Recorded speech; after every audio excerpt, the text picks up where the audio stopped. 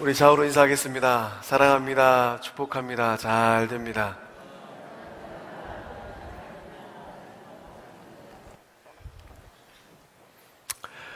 오늘 이 자리에 오신 우리 성곽의 모든 식구들의 삶이 진실로 이 환한 예배당에서 예배하고 찬송하고 기도할 때 어두컴컴한 인생길을 걸어간다 할지라도, 또 힘들고 어려운 상황 가운데 놓여있다 할지라도 이 환한 예배당처럼 밝고 빛나는 복된 삶 다 될 줄로 믿습니다. 오늘 말씀은 우리가 너무나도 잘 아는 주옥 같은 말씀입니다. 내 잔이 넘치나이다 라는 제목으로 말씀을 나눌 때, 성부 하나님께서 우리 인생을, 나의 인생을 곰곰이 생각해 보니까, 하나님, 내 인생의 잔이 아직 차고 넘치지 못했습니다. 하나님, 내 인생의 잔에 이러한 것들이 차고 넘쳐야 되는데, 하나님, 내 인생의 잔이 차고 넘치게 하여 주시옵소서 라고 기도할 때, 우주 만물을 창조하신 생명의 주권자 되신 하나님께서 능히 차고 넘치게 하는 역사가 일어나게 될 줄로 믿습니다. 시편 23편의 말씀은 예배생활을, 신앙생활을 아주 오랫동안 한 우리 노 권사님들로부터 이제 예수님을 만난 지 얼마 안 된 초신자에 이르기까지 모든 그리스도인들이 가장 좋아하는 말씀 중에 한 본문입니다. 심지어 예수님을 아예 모르는 세상에 있는 사람들도 시편 23편의 말씀은 좋아한다고 합니다. 특별히 이 인생길에서 죽음이 코앞에 있고 무거운 질병의 고통 가운데 있는 환우들이 가장 즐겨 암송하는 말씀이라고 합니다. 그래서 오늘 이 말씀 가운데 기록된 내 인생의 목자 되시는 그 하나님을 만나서 우리 성곽의 모든 식구들의 삶도 도우시고 부어주시는 하나님의 능력으로 더욱더 귀하고 복된 삶이 다 될 줄로 믿습니다. 그래서 목자 되시는 하나님을 만나서 누리게 되는 우리의 삶의 은총은 무엇이겠습니까? 우리 1절 말씀 함께 읽어보겠습니다. 시작. 여호와는 나의 목자시니 내게 부족함이 없으리로다. 아멘. 여기 나의, 또 내게, 이 두 단어에다가 내 이름을 넣어서 다시 한번 읽어보겠습니다. 이렇게 읽는 겁니다. 여호와는 최종배의 목자시니, 이렇게 읽는 겁니다. 자, 읽겠습니다. 시작.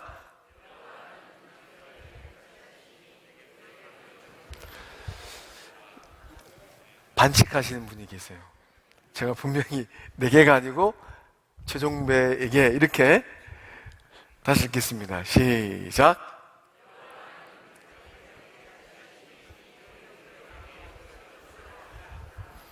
할렐루야. 입술의 고백처럼 그대로 이루어질 줄로 믿습니다.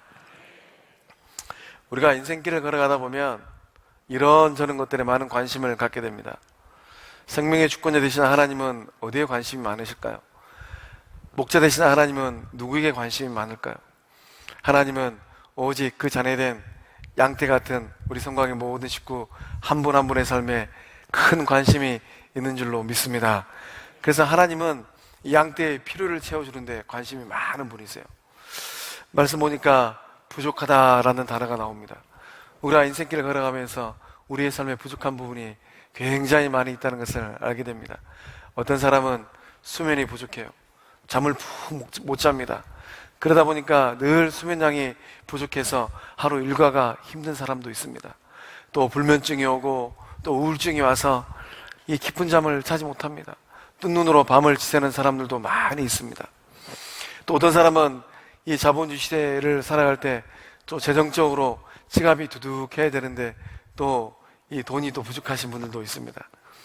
또 어떤 분들은 성장기 때 부모님으로부터 사랑을 많이 받고 많은 애정을 받아서 그런 성장기를 보냈어야 되는데 그렇지 못해서 애정이 부족한 또 사람도 있습니다. 그러다 보면 성인이 되었음에도 불구하고 성인 아이가 되어서 늘 애정 결핍이 갖고 오는 문제들을 일으키는 분들도 있습니다. 또 세상을 살아가면서 능력이 출중해야 되는데 능력이 부족한 분들도 있어요. 이런저런 일들 앞에서 주저하지 않냐고 일들을 착착 처리해 나가야 되는데 능력이 부족해서 주저하고 뒷걸음질 치는 그런 사람들도 있습니다. 또 어떤 사람은 이 세상을 행복하게 살기 위해서 이것이 많아야 되는데 이것이 없습니다. 이것이 많으면 가정도 행복하고 일터도 행복하고 만나는 사람들마다 행복하게 살 수 있는데 이게 없어요. 무엇이 부족합니까? 사랑이 부족해요. 오늘 소망합니다. 목자 되신 하나님 만날 때 이 모든 부족함이 넉넉함으로 채워지는 역사함이 일어나게 될 줄로 믿습니다. 하나님, 저에게 잠이 부족합니다. 잠을 주십시오 라고 기도할 때 사랑하는 자녀들에게 깊은 잠을 주실 줄로 믿습니다. 하나님, 저에게 능력이 부족합니다. 능력을 주시옵소서 기도할 때 놀라운 능력, 생명의 능력을 충만하게 부으실 줄로 믿습니다. 하나님, 저희 지갑에 땡전 한 푼 없습니다. 하나님, 저희 통장에 장부가 없습니다. 하나님, 부어 주시옵소서 기도할 때 하나님께서, 물질의 주인 되신 하나님께서 놀라운 방법으로 물질을 채워주시는 역사함이 일어나게 될 줄로 믿습니다. 하나님, 저는 다 있는데 애정이 부족합니다. 여전히 뒤돌아보면은 나의 성장기 때 나를 힘들게 했던 아버지 얼굴만 떠오르면 지금도 마음이 힘듭니다. 성부 하나님께 주시는 그 사랑과 성부 하나님께 주시는 그 관심으로 이런 애정 결핍이 애정 충만으로 받게 된 역사함이 일어나게 될 줄로 믿습니다. 무엇보다도 성부 하나님께 주시는 사랑이 차고 넘치게 됨으로 말미암아 교회 안에서도 가정에서도 일터에서도 세상에서도 예수의 사랑으로 살아가는 우리 성곽의 모든 식구들이 다 될 줄로 믿습니다. 부족함이 없다라는 말의 의미는 넉넉하다라는 말씀입니다. 풍족하다라는 말씀이에요. 목자 되신 하나님께서 우리의 삶에 일으키고 있는 일들이 어떤 일입니까? 결핍을, 부족함을 충만함으로 또 채워줌으로 바꾸시는 역사함을 지금도 일으키고 있는 줄로 믿습니다. 다윗은 목동 출신입니다.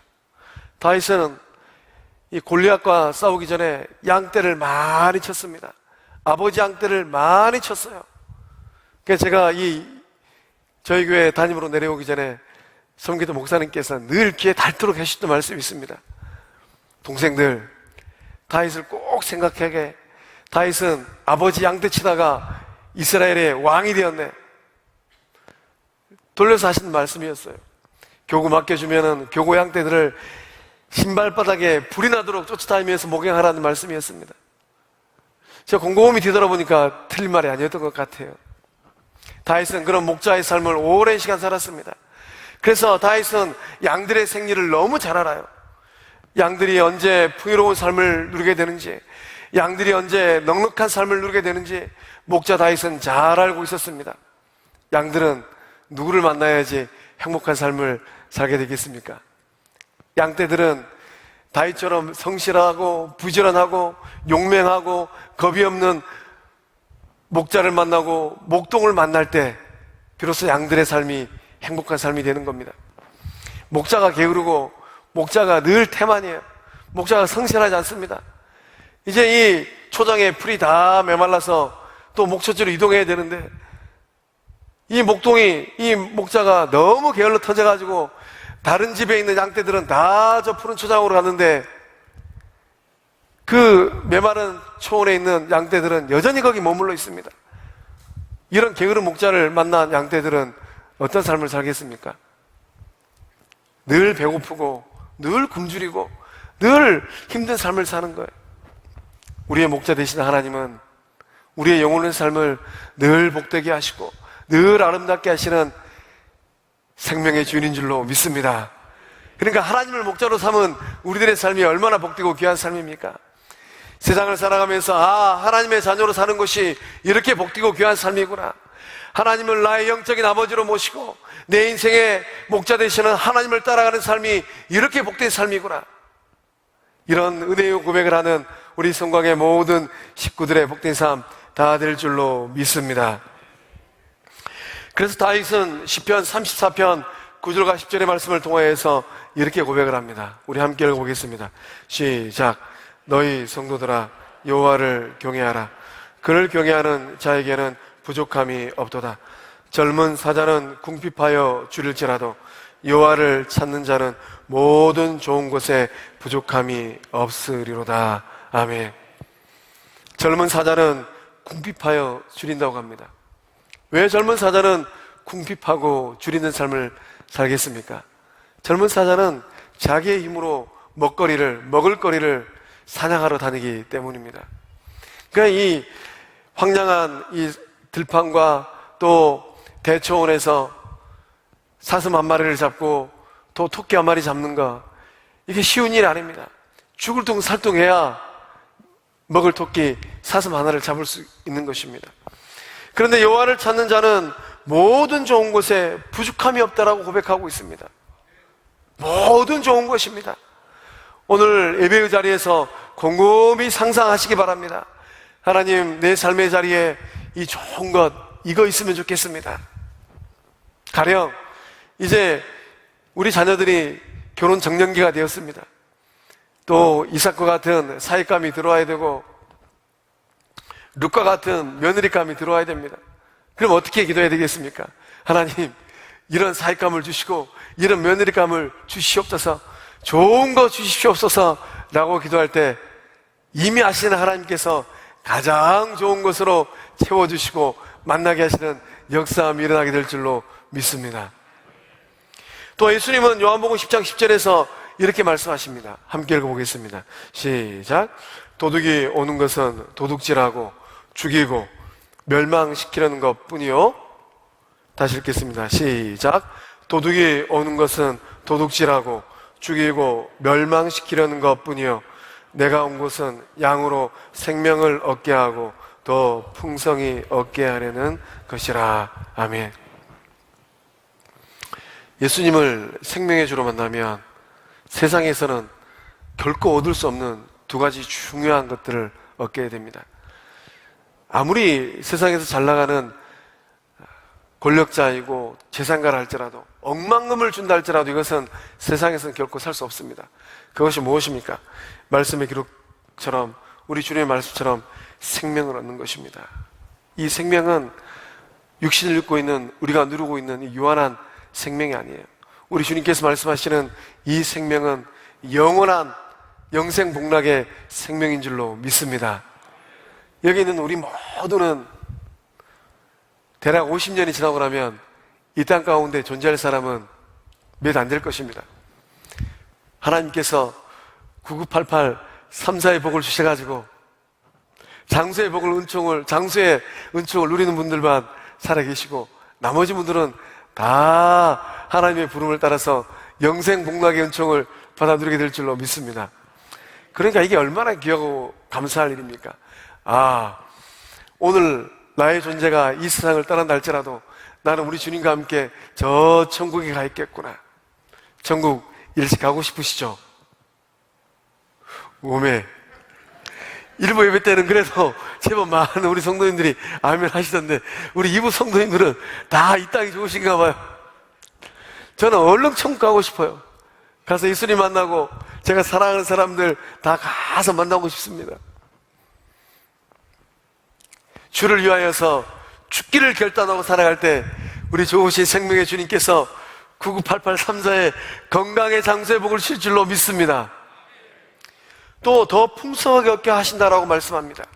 이 땅 가운데 우리의 삶은 여전히 결핍이 있고 부족함이 있어요. 인생길이 결코 쉬운 길이 아닌 것 누구나 다 알고 있습니다. 뭔가 좀 얻었다 싶으면 돌아서 오라면은 체에 모래가루 빠지듯이 다 빠져나가 버립니다. 어느새 그 많은 통장의 액수들이 다 흘러가 버렸는지, 다 사라져 버렸는지 모릅니다.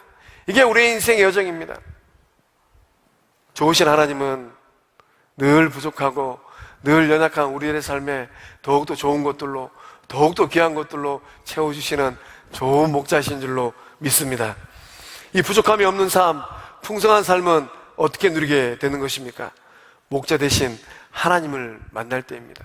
하나님을 만날 때 우리의 힘으로는 절대로 누릴 수 없는 이 아름답고 귀한 삶, 은총의 삶, 넉넉한 삶, 풍요로운 삶을 다 살게 될 줄로 믿습니다. 왜 그렇습니까? 우리 인간의 마음, 타락한 마음은 만족이 없어요. 우리 인간의 마음은 하나님께서 역사하시기 전까지는 귀한 것, 좋은 것을 얻었음에도 불구하고 돌아서고 나면은 더 크고 더 좋은 것을 바라는 그런 마음이 바로 인간의 마음입니다. 그래서 이런 이야기가 있지 않습니까? 어떤 이 세댁 집사님이 월세를 살다가 하나님 앞에 간절히 기도합니다. 하나님, 좀 넉넉하게 해주셔서 전세 가게 해주세요. 또 전세 가면은 또 한두 달 지나고 나면 하나님, 아무 의식하니까 그래도 빌라 사가지고 살던데 저희 집에도 자가집을 주십시오. 또 열심히 기도해 또 3, 4년 지나고 나면 또 하나님께서 은총 주셔서 집을 사서 갑니다. 또 그 집 가가지고 한 6개월 살고 나면 하나님, 아무개는 또 아파트 살던데 저에게도 24평 아파트 좀 주십시오. 그럼 또 열심히 일하고 하나님 은혜 주셔가지고 또 3, 4년 뒤에 아파트를 사서 갑니다. 얼마나 감사합니까? 그러면은 만족하고 기뻐하고 감사해야 되는데 또 24평 아파트 가가지고 또 어떻게 기도합니까? 또 한 6개월쯤 지나고 나면 하나님, 아무개집 가보니까 34평 살던데 34평 아파트 주시옵소서. 그러니까 인간의 마음은 이렇게 성령께서 강권적으로 역사하기 전까지는 만족이 없는 게 바로 인간의 마음이에요. 소망합니다. 우리 성광의 모든 식구들의 삶은 어떤 삶의 자리에 있다 할지라도 목자 되시는 하나님 만나서 늘 기뻐하고 늘 만족하고 늘 감사하는 복된 삶 될 줄로 믿습니다.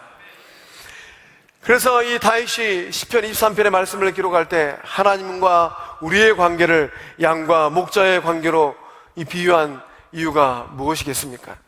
우리 인간의 삶은 양의 삶과 굉장히 비슷한 부분이 많이 있습니다. 양은 세 가지 특징이 있다고 합니다. 첫 번째, 양은 방향 감각이 없다고 해요. 양은 집을 찾아가지 못한다고 합니다. 한 마리가 모여있던, 한 마리가 있던, 10마리가 있던, 30마리가 있던, 100마리가 있던 집을 찾아가지 못한다고 해요. 개나 고양이 또 집 비둘기는 어떻습니까? 하나님께서 탁월한 능력을 주셔서 집을 잘 찾아갑니다. 그래서 집에서 키우던 누렁이가 어느 날 바람이 나가지고 한 일주일 동안 집에 안 들어옵니다. 일주일 지나고 나면 또 집을 찾아와요. 이게 얼마나 놀라운 능력인지 몰라요. 또 집에서 키우던 고양이 몽실이가 또 발전기가 나가가지고 집을 나가버렸습니다. 일주일이 지나가고 나서 집에 돌아옵니다. 이게 얼마나 놀라운 능력인지 모릅니다. 근데 양에게는 이렇게 집을 찾아가는 능력이 없습니다. 양은 목자가 있어야지만이 집을 찾아가게 되는 거예요. 우리 인간의 삶도 마찬가지입니다. 우리의 영원한 본향, 저 천국을 찾아가는 능력이 없어요. 세상을 살아가는 모든 사람들을 잘 보십시오. 오늘 죽어서 내일 천국 갈 사람 없습니다. 오직 예수 그리스도를 영적으로 만난 주의 백성된 우리 성광의 식구들, 방향을 잃어버리지 아니하고 길을 잘 찾아가고 있는 줄로 믿습니다. 두 번째, 양은 굉장히 무력한 존재입니다. 자기 자신을 지킬 보호책이 없어요. 카멜레온은 탁월한 이 보호색을 가지고 있습니다. 그래서 위협이 오면 나무색으로, 위협이 오면 낙엽색으로 이렇게 색깔을 바꿉니다. 또 집에서 키우는 소는 어떻습니까? 머리에 큼지막한 불을 2개 딱 가지고 있습니다. 그래서 호랑이가 달려들거나 이 사자가 달려들면 어떻습니까? 들소도 그렇고 집에서 키우는 소도 그렇고 머리를 막 들여받습니다. 제대로 받치면은 호랑이, 소도 막 나가 떨어집니다. 또 가냘픈 사슴은 어떻습니까? 이렇게 막 맹추격을 하면은 맹수들의 유혹을 피할 수 있는 빨리 달릴 수 있는 발을 하나님께서 주셨어요. 그런데 양은 자기를 지킬 수 있는 능력이 아무것도 없습니다. 늑대나 승냥이가 달려들면 양은 아무런 대항 없이 그저 잡혀 먹을 수밖에 없습니다. 우리 인간의 삶도 마찬가지입니다. 사단이 영적으로 공격하면 어떻습니까? 우리 인간의 이 삶은 무방비 상태입니다. 사단이 공격하면 그대로 먹히는 거예요. 그러나 생명의 주께서 이런 세상을 살아가는 우리들을 지키시고 보호하기 위하여서 2000년 전에 인간의 몸을 입고 이 땅에 오신 줄로 믿습니다. 어린 양 예수 그리스도의 보혈은 지금도 우리들의 삶을 지켜내시는 영적 방패막인 줄로 믿습니다. 주의 이름의 권세가 우리의 입술에 있는 한 예수의 이름으로 명할 때 사단의 권세는 한 길로 왔다가 7길로 물러갈 줄로 믿습니다. 또 양은 굉장히 이 더러움에 쉽게 노출되는 존재입니다. 양은 흰 털을 가지고 있습니다. 대부분의 양들은 하얗습니다. 그렇다 보니까 이 쉽게 오염되고 더럽혀집니다. 또 양은 이 오염을 스스로 제거할 수 있는 능력도 없습니다. 우리 인간의 삶도 매 마찬가지입니다. 우리 인간의 삶이 주의 유혹 앞에 얼마나 나약합니까? 구원받은 우리 친백성된 영적 하나님의 자리된 우리들은 그나마 그래도 죄의 유혹이 오면 이것은 하나님께서 기뻐하지 않는 것이구나 하고 칼로 무자르듯이 딱 자르고 돌아설 수 있는 능력이 있습니다. 그러나 오늘도 저 세상에서 이리저리 나다니는 많은 사람들은 죄의 유혹이 눈앞에 오면 이것이 살 길인지 죽을 길인지 모르고 달려듭니다. 그러다가 어느 순간에 딱 보면은 9시 뉴스 매스컴에 오르락 내리락 합니다.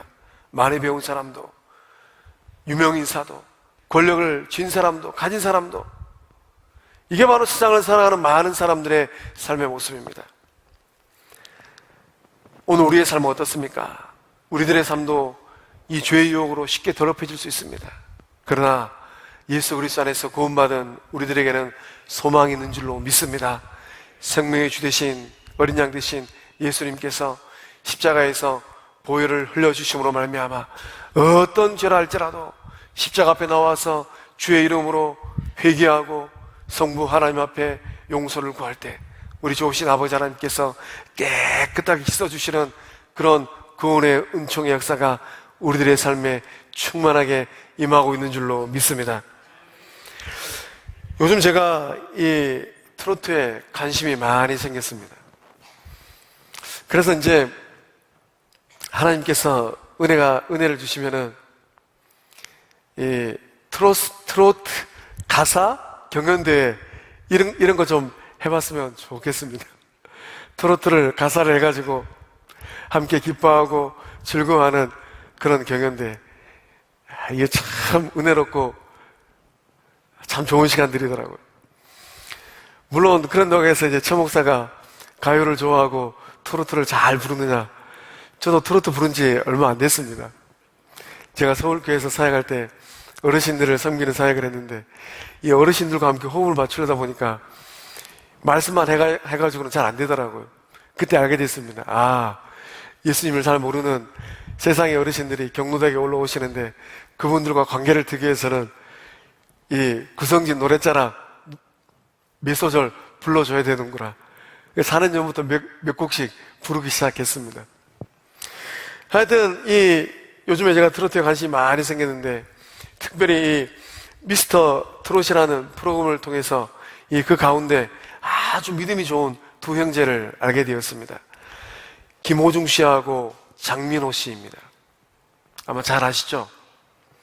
그 중에 이 김호중 씨에 대한 이야기를 듣고 많이 놀랐습니다. 2013년도에 상영했던 영화 파파로티라는 영화가 있는데 이 파파로티의 실제 주인공이 바로 김호중 씨라는 겁니다. 이 김호중 씨의 이야기를 영화 파파로티로 만들었다라는 것입니다. 참 감동 깊은 영화였습니다. 사람은 누구를 만나느냐에 따라서 인생이 저렇게 달라지는구나. 이 영화 파파로티의 실제 주인공이었던 이 김호중 씨의 성장기는 순탄하지 않았습니다. 친부모님은 이른 나이에 이혼을 하셨습니다. 그래서 초등학교 3학년 때부터 할머니 밑에서 성장하게 되었다고 합니다. 2008년도 고등학교 2학년 때 이 할머니마저 대장암으로 세상을 떠나셨습니다. 할머니께서 이제 세상을 떠나시고 난 뒤로 이 김호중 학생은 방황하게 되었습니다. 그때 체구가 제법 컸다고 해요. 그래서 방황하면서 마음에 안 드는 학생이나 사람을 만나면 가리지 않냐고 시비를 걸고 싸움을 걸었다고 합니다. 또 싸움도 꽤나 잘했다고 해요. 그래서 그 지역사회에서는 이제 유명 인사가 되었다고 합니다. 김호중 하면 한 주먹 이런 소문이 났다고 해요. 그러다 보니까 이제 조직 폭력의 눈길에 들게 되었고 어느 순간 자기 의지와 상관없이 조폭의 일원이 되었다고 합니다. 검은 그림자의 유혹이 가까이 온 것입니다. 이 철없는 시절에 이 조폭에 가담을 하고 결국은 다니던 학교도 중퇴하게 되었습니다. 학교를 그만두고 집에 우두커니 혼자 앉아 있으면서 많이 울었다고 해요. 내가 잘한 선택인가. 그렇게 울면서 하나님을 찾았다고 합니다. 하나님 앞에 기도했다고 합니다. 하나님께서 이 학생 김호중의 기도를 들으시고 아주 중요한 선생님을 만나게 하십니다. 서수용 선생님입니다. 이 서수용 선생님이 학생 이 김호중의 이 노랫소리를 딱 한번 들어보고 두 가지 약속을 했습니다. 호중아, 네가 오늘부터 이 두 가지 약속만 잘 지키면은 내가 너의 인생을 책임지고 가이드 해주마. 첫 번째, 폭력을 쓰지 말아라. 싸움박질 하지 말라는 것이죠. 두 번째, 무단결석하지 말아라. 학교 잘 다니라는 겁니다. 그리고 이 서수용 선생님은 이 방황하던 학생 김호중에게 아주 중요한 말씀을 들려줍니다. 너는 노래로 먹고 살 수 있을 만큼 출중한 재능을 가지고 있다. 너의 목소리는 하나님께서 주신 천상의 소리다. 지금까지 이런 지지와 격려를 누구로부터 듣지도 받지도 못했다고 합니다. 이 서수용 선생님 만나서 처음으로 들은 칭찬이고 격려의 말이었다고 합니다. 그래서 이 김호중 학생은 선생님 만나서 열심히 실력을 갈고 닦고 각종 무대에 도전하게 됩니다. 무대에 올라갈 때도 두 손 모아 기도합니다. 오직 하나님의 영광을 위하여서 노래하고 찬양하겠습니다. 사람이 달라지기 시작했습니다. 과거의 김호중이 아니었어요. 주먹깨나 쓰고 조폭의 일원이었던 김호중이 아니었습니다. 그래서 김호중을 잘 알던 형님과 이 누나들이 이 김호중을 만나서 물어봅니다. 과거에 너는 조폭의 일원처럼 살았는데, 조폭이었는데 어떻게 해서 네가 이렇게 사람이 달라지게 되었느냐? 이런 질문을 받으면 김호중 씨는 주저하지 아니하고, 형님, 누님, 저처럼 변화된 삶을 살고 싶으면 교회를 다니시고 예수님을 믿으십시오. 예수님 만나면 인생이 달라집니다. 하나님을 만나고 예수님을 영접하면 형님도 누님도 새로운 인생을 살 수 있습니다. 이렇게 간증하고 고백하였습니다. 어디를 가든지 누구를 만나든지 하나님의 자녀로 살리라 라고 결단하고 간증하였습니다. 인생은 누구를 만나느냐에 따라 삶이 달라집니다. 김호중 씨가 하나님을 만나지 않았더라면 오늘 어떤 삶을 살게 되었을까요? 어쩌면 9시 뉴스에 모 지역 조폭 일원 아무개 하고 9시 뉴스에 나왔을지도 모르겠습니다. 사랑하는 성도 여러분, 험한 인생길을 걸어갈 때 목자 되시는 하나님 만나시길 바랍니다. 하나님 만날 때 진실로 부족함이 없는 귀하고 복된 삶을 다 살게 될 줄로 믿습니다. 우리 2절과 3절의 말씀 함께 읽어보겠습니다. 시작. 그가 나를 푸른 풀밭에 누이시며 실만한 물가로 인도하시는도다. 내 영혼을 소생시키시고 자기 이름을 위하여 의의 길로 인도하시는도다. 아멘. 필립 켈러라는 목사님이 계십니다. 이 목사님의 전직은 양을 키우고 양을 돌봤던 목자였습니다. 이 목자의 삶을 살다가 하나님의 은혜를 경험하고 목사가 되었습니다. 그리고 나서 이 필립 켈러 목사님은 목자의 눈으로 본 시편 23편이라는 아주 주옥같은 책을 쓰셨습니다. 기독교 서점에 가면 목자와 양이라는 책으로 출간되었습니다. 그 책을 보면 양이 어떤 경우에 풀밭에 눕는가 4가지로 설명하고 있습니다. 첫 번째, 양은 편안한 마음이 있어야지 풀밭에 눕는다고 합니다. 주변에 맹수가 있다거나 또는 그 마음이 불편하면 절대 풀밭에 눕지 않는다고 합니다. 우리의 삶도 마찬가지죠. 아무리 경제적으로 여유가 있고 넉넉하다 할지라도 마음에 평안이 없으면 잠자리가 힘들어요. 밤새 뜬 눈으로 보내는 사람들이 세상에 얼마나 많이 있습니까? 목자 되신 하나님을 만나서 그 마음이 늘 편안한 마음 될 줄로 믿습니다. 두 번째, 양들은 화목해야 풀밭에 눕는다고 합니다. 양들을 가만히 보면 또 순양들은 또 이렇게 막 불을 부딪히고 막 싸우고 그러지 않습니까? 양들은 서로 불편한 관계가 되면 절대 풀밭에 눕지 않는다고 해요. 저는 곰곰이 생각해 보았습니다. 우리 성곽의 양떼들은 서로 화목할까 아니면 서로 불편한 사이일까? 저는 소망합니다. 우리 성광의 모든 양떼들은 우리 주님 보시기에 서로 화목하고 사랑하고 아껴주는 그렇게 귀하고 고운 순한 양들인 줄로 믿습니다. 뿔로 서로 치맞고 들이받는 그런 양떼들은 아무도 없는 줄로 믿습니다. 혹 오늘 곰곰이 생각해 보니까 목사님, 저에게는 아직도 들이받고 싶은 뿔이 한 3-4개 있는 것 같습니다. 아무개 좀 확 들이받고 싶습니다. 이런 마음이 있으신 분들은 예배 끝나고 바로 집에 가지 마시고 저를 찾아오십시오. 아멘.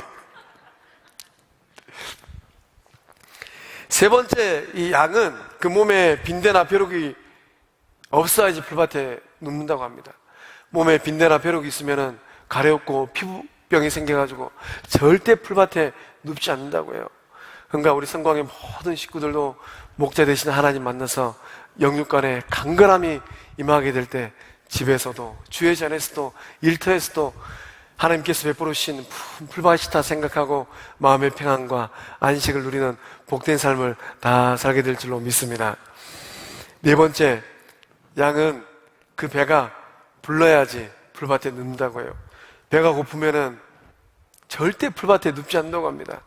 그래서 이 배가 빵빵하고 꿀을 많이 뜯어먹은 양들이 목자들이 푸른 초장으로 인도하면 거기에 풀밭에 들어놓고 평안한 안식과 쉼을 누린다고 합니다. 소망합니다. 목자 되신 하나님을 만나서 일상의 삶 가운데 꼴들이 풍성한 우리 성광의 모든 식구들 다 될 줄로 믿습니다.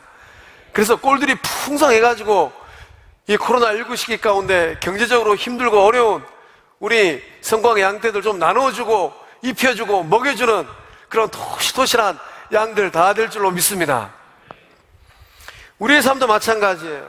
하나님께 주시는 평강이 있으면 아무리 총과 상관이라 할지라도 그곳이 바로 천국이 됩니다.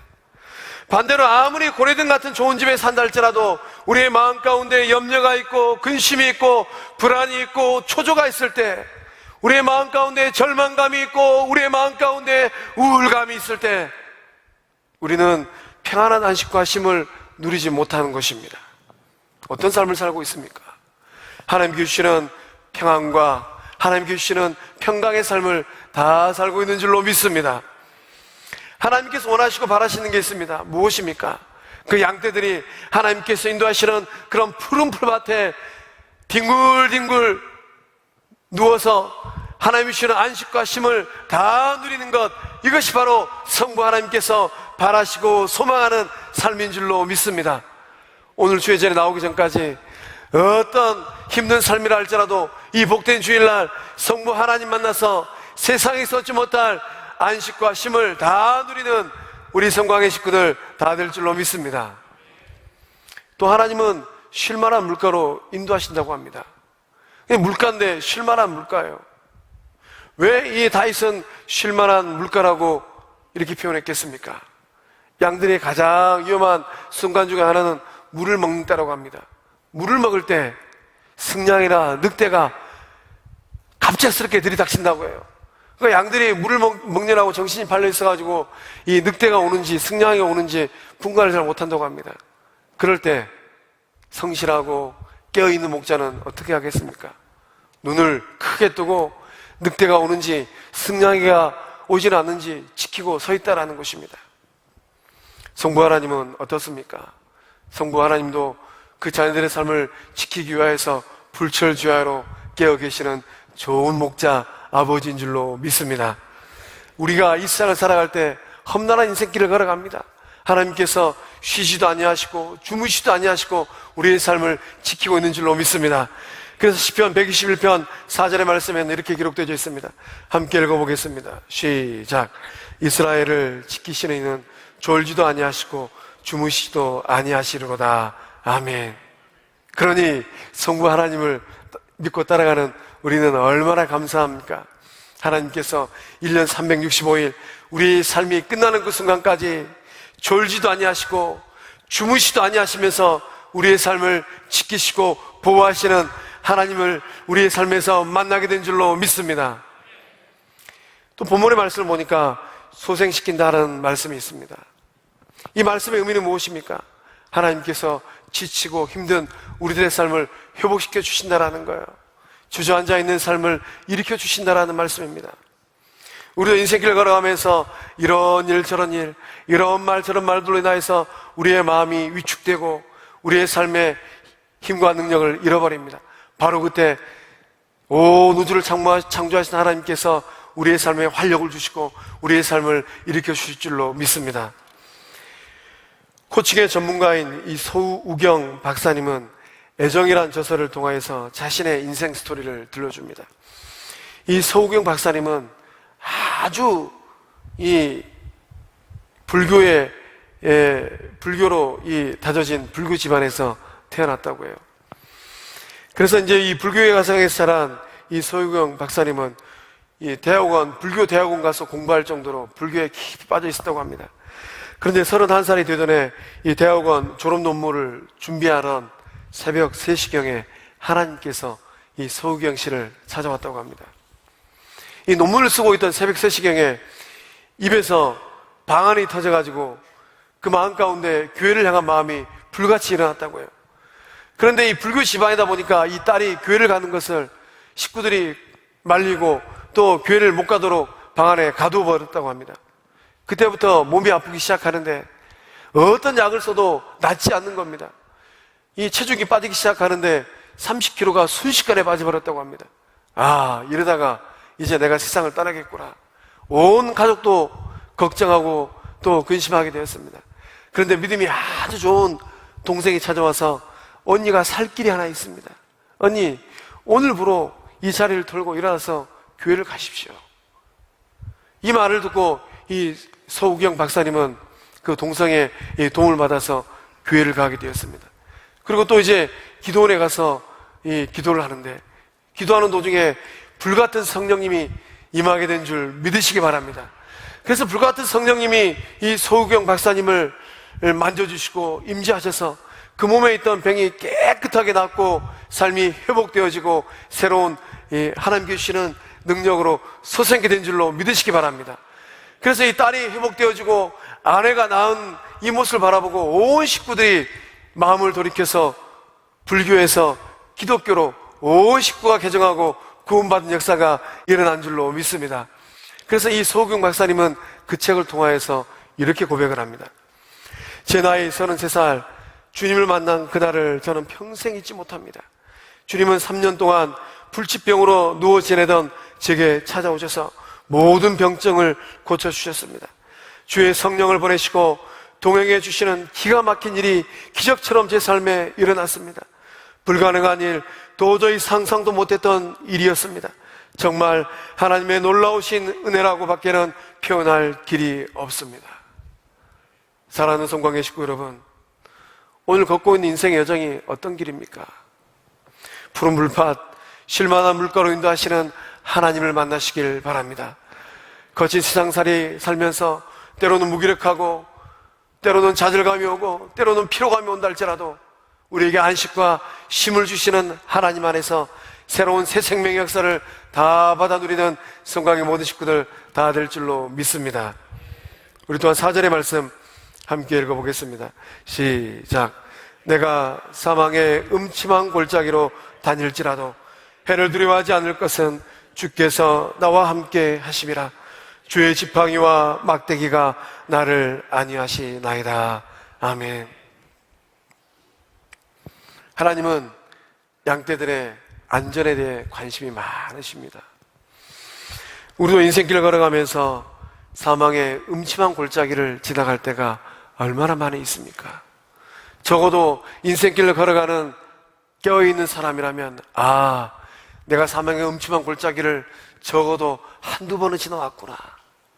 어쩌면 오늘 이 예배 자리에 나와 있는 우리 성광의 식구들 가운데 오늘 이 순간 또 그 삶의 자리가 사망의 음침한 골짜기를 지나가고 있는 성도들도 있을 것입니다. 아무리 발버둥 쳐도 벗어날 수가 없어요. 아무리 가슴을 치고 아무리 도움을 요청해도 도와주는 이가 없습니다. 내 능력에 바닥이 드러나고 어쩔 줄 모르는 그런 상황 가운데 놓여 있다면 지금 내가 사망의 음침한 골짜기를 지나가고 있구나. 그런데 바로 그때 우리의 삶을 내버려 두지 아니하시고 가까이 찾아오시는 분이 있습니다. 누구입니까? 해를 당치 않게 하시고 지키시고 보호하시는 생명의 주인 되시는 사랑의 아버지 하나님인 줄로 믿습니다. 저도 이 사망의 음침한 골짜기 많이 지나왔습니다. 우리가 인생길 걸어가고 몸된 주의 전을 만들어갈 때 사망의 음침한 골짜기를 지나가고 있는 우리 교우들이 있다면 십시일반에서 도와주고 밀어주고 끌어주는 사랑의 공동체, 생명의 공동체 다 만들어갈 줄로 믿습니다. 우리가 이런 사망의 음침한 골짜기를 지나갈 때 우리 스스로 가져야 될 확신이 있습니다. 어떤 확신입니까? 하나님께서 나와 함께 하신다는 확신이에요. 해를 두려워하지 않을 것은 주께서 나와 함께 하십니다. 하나님께서 함께 하시기 때문에 어떤 위험이 온다 할지라도, 어떤 두려움이 온다 할지라도 우리가 해를 당하지 아니하고 머리카락 하나 상하지 아니하고 사망의 음침한 골짜기를 잘 지나가는 복된 삶이 될 줄로 믿습니다. 우리가 예배한 이 자리에 성부 하나님께서, 성령 하나님께서, 성자 예수님께서 함께 하십니다. 그러나 우리가 세상을 살아가면서 사망의 음침한 골짜기를 지나갈 때 이 예배 자리에 함께 하시던 그 하나님은 어떻게 하십니까? 성전에 임재하신 그 하나님은 우리의 삶에 위기가 오고 우리의 삶에 사망의 음침한 골짜기가 들이올 때 이 성전을 벗어나서 그 사망의 음침한 골짜기로 단걸음에 달려오시는 좋은 아버지인 줄로 믿습니다. 그 하나님이 있기 때문에 우리가 이 세상을 힘있게 살아가는 것이고, 그 하나님을 향한 믿음이 있기 때문에 우리가 소망 가운데 어려움을 이겨내고 있는 줄로 믿습니다. 그래서 우리가 이 세상을 살아갈 때 붙들어야 될 줄이 있습니다. 어떤 줄입니까? 누구 줄입니까? 내 능력의 줄도 아니고, 능력 많은 내 아버지의 줄도 아니고, 또 힘있는 와이프 처가의 줄도 아니고, 오직 생명의 주권 되시는 하나님의 줄인 줄로 믿습니다. 하나님의 줄만 붙들고 나아갈 때 하나님께서 놀라운 역사로 우리들의 삶을 건지시고 구원하실 줄로 믿습니다.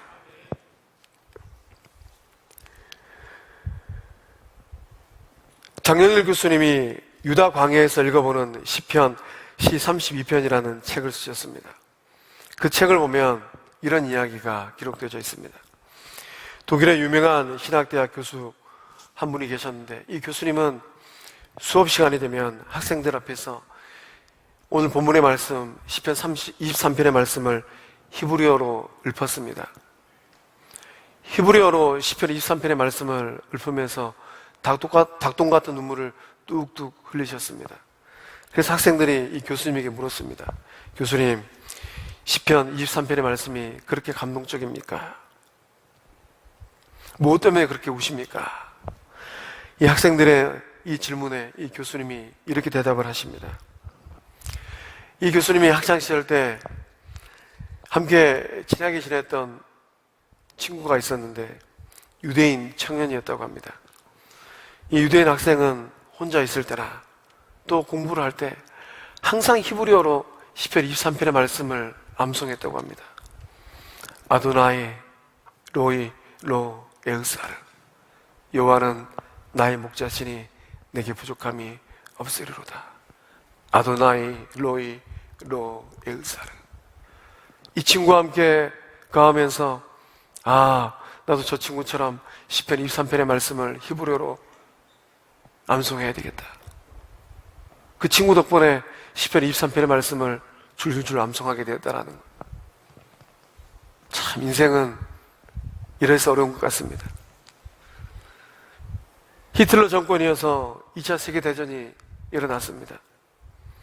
히틀러 정권 시절에 절친이었던 유대인 친구는 아우슈비츠 형장으로 끌려가게 되었습니다. 트럭에 강제로 끌려가는 그 순간에도 손을 흔들면서 아도나이 로이로 에으사르 시편 23편의 말씀을 암송하면서 환한 미소를 짓더랍니다. 이 교수님도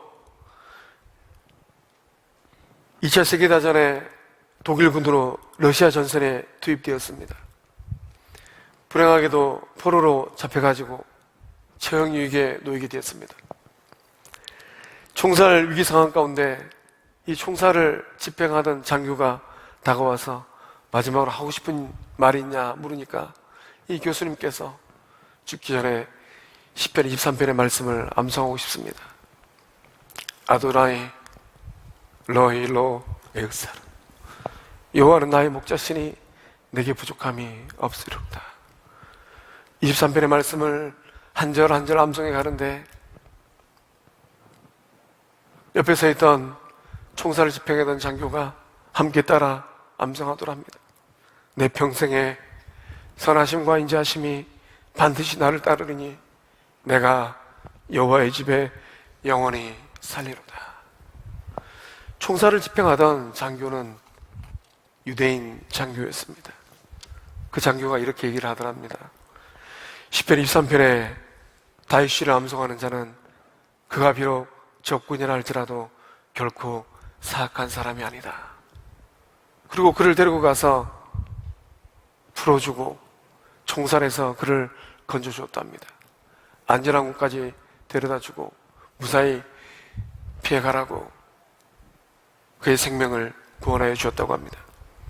오늘 말씀은 우리에게 도전합니다. 험난한 인생길을 걸어갈 때 누구를 목자로 삼고 따라가고 있습니까?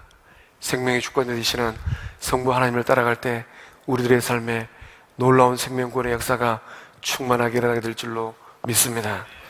기도하시겠습니다.